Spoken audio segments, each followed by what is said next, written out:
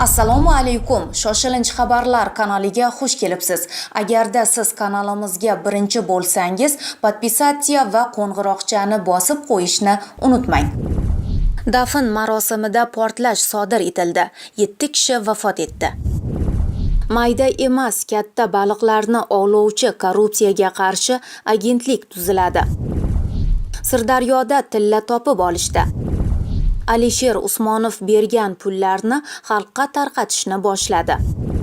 Kusherbayevga nima qilishdi? 24-maygacha xorijda o'zbeklar qolmaydi. Abituriyentlar uchun katta xushxabar. Testlaringiz qisqartirildi. Tezkor, Toshkentda ofat, kuchli shamol keldi. Qamoqxonada katta janjal chiqdi. Ozodlikka chiqish uchun bir-biriga virus yuqtirdi. O'zbekistonda korrupsiyaga qarshi kurash va uning oldini olish bo'yicha agentlik tuziladi. Joylarda agentlikning boshqarmalari tashkil etiladi. Bu haqda O'zbekiston bosh prokurori Nig'matilla Yo'ldoshev Oliy Majlis Senatining kecha 11-may kuni bo'lib o'tgan 4-yalpi majlisidagi hisoboti vaqtida ma'lum qildi. Nig'matilla Yo'ldoshevning so'zlariga ko'ra, korrupsiyaga qarshi kurashuvchi alohida agentlikning tuzilmasi bo'yicha takliflar tayyorlanib, O'zbekiston prezidenti administratsiyasiga topshirilgan. Hozirda muhokamalar ketyapti. Bosh prokurorning ta'kidlashicha, yangi agentlikka tezkor qidiruv, tekshiruv va tergov vazifalarini yuklatish masalasi ko'rilmoqda. Bilamizki, Jinoyat kodeksida ham, boshqa qonun hujjatlarida ham mana bu jinoyat korrupsiya deb aniq belgilanmagan. Korrupsiya holatlari qaysi holatda, korrupsiya qaysi holatda, oddiy qonun buzilishi holati ekani bo'yicha aniq chegara yo'q.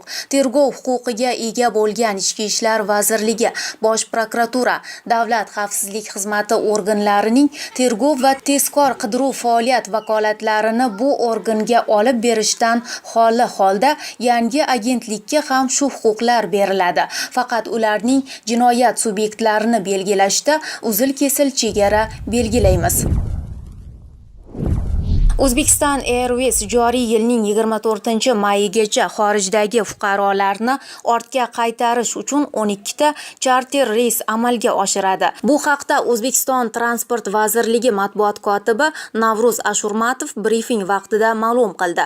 Ashurmatov xorijiy mamlakatlardan fuqarolarni qaytarish bo'yicha amalga oshirilayotgan ishlar to'g'risida ma'lumot berdi. Ta'kidlanishicha, xorijiy davlatlardagi diplomatik vakolatxonalar, konsullik muassasalari hamda milliy aviakompaniya vakillari tomonidan vatanga qaytish istagini bildirgan fuqarolarning ro'yxatlari shakllantirilgan. Xorijdagi fuqarolarni olib kelish uchun joriy yilning 11-mayidan 24-mayiga qadar amalga oshiriladigan reyslar jadvali: 13-may Toshkent Istanbul Toshkent soat 7:40, 14-may Toshkent Sankt-Peterburg Toshkent soat 8:35, 15-may Toshkent Dehli Toshkent soat 12:00, 16-may Toshkent Rostov-Don Toshkent soat 11:00, 17-may Toshkent Qozon Toshkent soat 11:00, 18-may Toshkent Moskva Toshkent soat 7:20, 19-may Toshkent Sankt-Peterburg Toshkent soat 8:35, 20-may Toshkent Moskva Toshkent soat 7:20, 21-may Toshkent Istanbul Toshkent soat 7:40, 22-may Toshkent London Toshkent soat 10:00, 23-may Toshkent Novosibirsk Toshkent soat 13:00, 24-may Toshkent Sharja Toshkent soat 11:00. Amalga oshiriladigan parvozlarga diplomatik vakolatxonalar hamda konsullik muassasalari tomonidan fuqarolar ro'yxatga olinadi hamda Uzbekistan Airways aviakompaniyasiga taqdim etiladi va fuqarolar ushbu ro'yxat asosida havo kemasi bortiga kiritiladi. Ro'yxatga birinchi navbatda kasal yoki bemor fuqarolar, yosh bolali va homilador ayollar hamda keksa yoshdagi fuqarolar, shuningdek bekor qilingan doimiy aviaqatnovlar sinovlarga chipta xarid qilgan fuqarolar qo'yiladi. Chiptalarni fuqarolar parvozdan 4 soat oldin xorijiy mamlakatlarning xalqaro aeroportlaridagi Uzbekistan Airways aviakompaniyasining kassalaridan olishlari mumkin bo'ladi. O'zbekistonga qaytgan barcha fuqarolar 14 kundan kam bo'lmagan muddatga karantin markaziga joylashtiriladi. Toshkent shahar Ichki ishlar bosh boshqarmasi kuchli shamol kutilayotgani sababli avtomobillarni daraxt tagida qoldirmaslikni tavsiya qildi. O'zgidromet 12-14 may kunlari kuchli shamol esib, yomg'ir va do'l yog'ishi mumkinligidan ogohlantirgandi. Shu munosabat bilan Toshkent shahar Ichki ishlar bosh boshqarmasi poytaxt aholisi va mehmonlariga murojaat bilan chiqdi. Toshkentda kuchli shamol esishi kutilmoqda. Mulkingizga ziyon yetishi oldini olish uchun daraxtlar tagida va reklama ustunlari yaqinida qoldirgan avtomobillaringizni xavfsizroq joyga qo'yishingizni so'raymiz. Derazalarni mahkam yoping, tashqi tokchadan gultuvaklar va boshqa buyumlarni olishingizni tavsiya etamiz. Elektr bilan bog'liq uzilishlar yuzaga kelgan taqdirda maishiy elektr uskunalaringizni elektr tarmog'idan uzib qo'ying, deyiladi xabarda.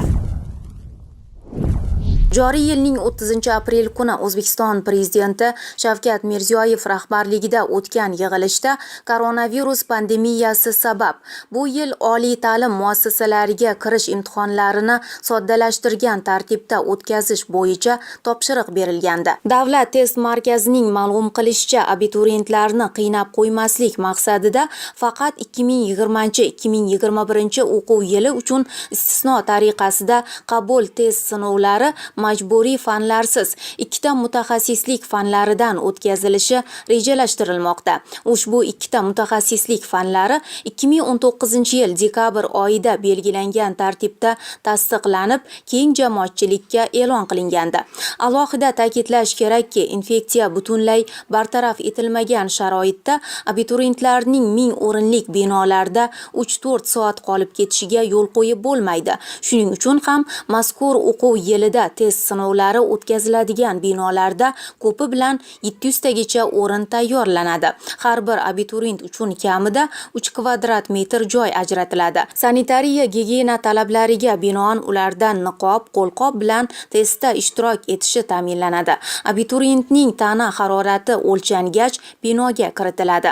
Binolar kamida 4 marotaba dezinfeksiya qilinadi. Bularning bari test topshiruvchilar, guruh nazoratchilari va jarayonga jalb etilgan boshqa shaxslarning salomatligini himoyalash maqsadida amalga oshiriladi. Afg'oniston sharqida Nangarxan viloyati tumanlaridan birida politsiya bo'limi boshlig'ining dafn marosimi halokatli yakun topdi. Marosimda sodir bo'lgan portlashda 7 kishi halok bo'ldi va bir necha kishi jarohat oldi. Ma'lumotlarga ko'ra, hodisa Xiva hududidagi politsiya bo'limiga qo'mondonlik qilgan Hoji Shayx Ikromning dafn marosimi paytida sodir bo'lgan. U yurak xurujidan vafot etgan edi. Viloyat gubernatorining vakili portlash mahalliy vaqt bilan 11:00 da sodir bo'lganligini aytdi. Ayni paytda hech bir guruh portlashni sodir etganlikni o'z zimmasiga olmagan. Voqea yuzasidan politsiya surishtiruvi boshlangan. Sirdaryo viloyatidagi Sardoba suv ombori dambasining o'pirilishi oqibatida yuzaga kelgan favqulodda holat sababli yaqin atrofda yashayotgan aholi evakuatsiya qilingan edi. Tabiiyki, jon achchig'ida ko'pchilik o'z shaxsiy buyumlarini, jumladan qimmatbaho taqinchoqlar va pullarini unutib qoldirgan. Ayni paytda talofat yetgan hududlarda tozalash, tartibga keltirish ishlari davom etmoqda. Mudofaa vazirligi axborot va ommaviy kommunikatsiyalar departamentining xabar berishicha, harbiy xizmatchilar ham ushbu ishlar boshida turib ko'mak bermoqda. Ular tomonidan odamlar uyi atrofida to'planib qolgan suv, chiqindilar va boshqa keraksiz buyumlar olib chiqib ketilyapti. Ma'lumotlarga ko'ra, Sharqiy harbiy okrugning shartnoma bo'yicha harbiy xizmatchisi oddiy askar Elmurod Normatov viloyatning Mirzoobod tumanida o'ziga biriktirilgan hududni tozalash izlash jarayonida uy egasining tilla buyumlari, jumladan tilla zanjir va soatni topib oladi. Komandirlarga zudlik bilan xabar beriladi va buyumlar o'z egasiga yetkazildi. Yana bir oddiy askar Komil Choriyev ham Mirzobod tumanining Navbahor mahallasida tozalash ishlarini olib borayotganida suv bosgan buyumlar orasidan xonadon egasiga tegishli bo'lgan 720 ming so'm pul topib oldi hamda egalariga qaytarilishini ta'minladi. 7-may kuni asli o'zbekistonlik biznesmen Alisher Usmonov Sardoba suv ombori avariyasi oqibatida jabrlanganlarga 5 million dollardan ziyod pul o'tkazgani haqida xabar bergan edik. Rossiyalik ishbilarmon Alisher Usmonov Turkiston ijtimoiy rivojlanish korporativ jamg'armasi hisob raqamiga Maqtaral tumanidagi toshqinlardan jabr ko'rgan va xavfsiz joyga ko'chirilgan 30.420 kishi uchun 5 million 202 ming AQSh dollarini o'tkazdi deyilgan xabarda. Turkiston viloyati hokimligining xabar berishicha, Sardoba suv ombori dambasi yorilishidan zarar ko'rganlar uchun o'tkazilgan pullar Maqtaral tumani aholisiga 1000 AQSh dollarlik sertifikatlar sifatida tarqatila boshlandi. Hozirda pullar toshqindan jabrlangan oilaning boshliqlari hisobiga o'tkazilgan bo'lib, ularning hujjatlari to'liq shakllantirilgach, oilalar ajratilgan pulni naqdlashtirib oladi. Eslatib o'tamiz, Alisher Usmonov suv toshqinidan jabr ko'rgan sirdaryoliklar uchun ham 10 million AQSh dollar miqdorida xayriya ajratgan edi. Lekin O'zbekiston hukumati ushbu mablag' xalqqa qanday yetkazilishi borasida izoh bermadi. Internet saytlari va ijtimoiy tarmoqlarda Oliy Majlis Qonunchilik palatasi deputati Rasul Kushirbayevga bosim bo'layotgani bilan bog'liq xabarlar tarqaldi.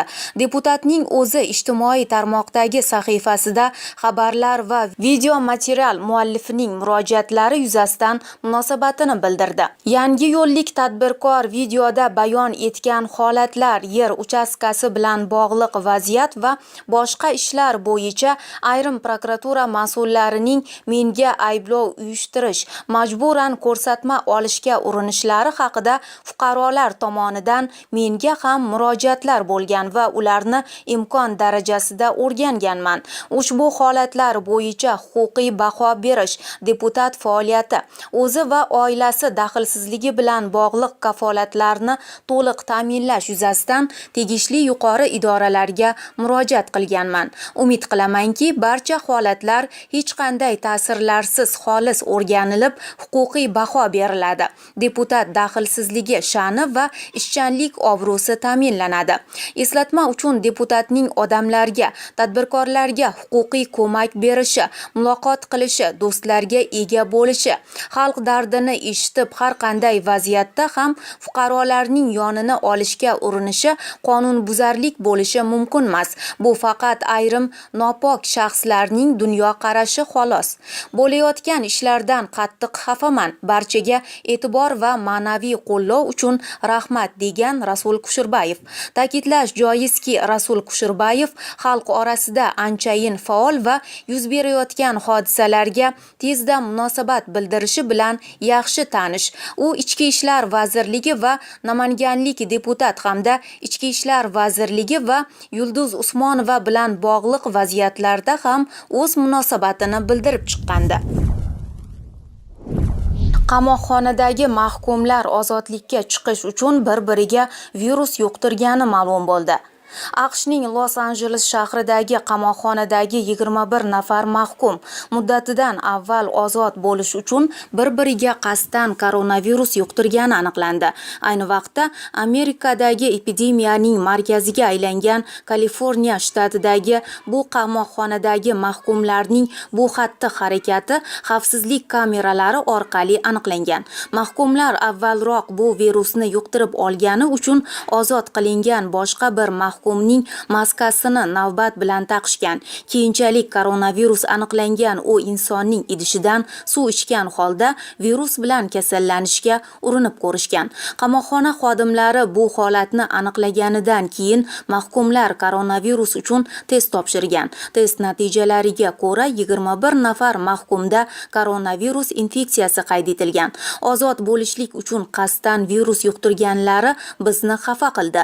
Bunday holatlar boshqa takrorlanmasligi uchun qamoqxona qoidalariga o'zgartirish kiritamiz deb aytib o'tgan qamoqxona rahbari.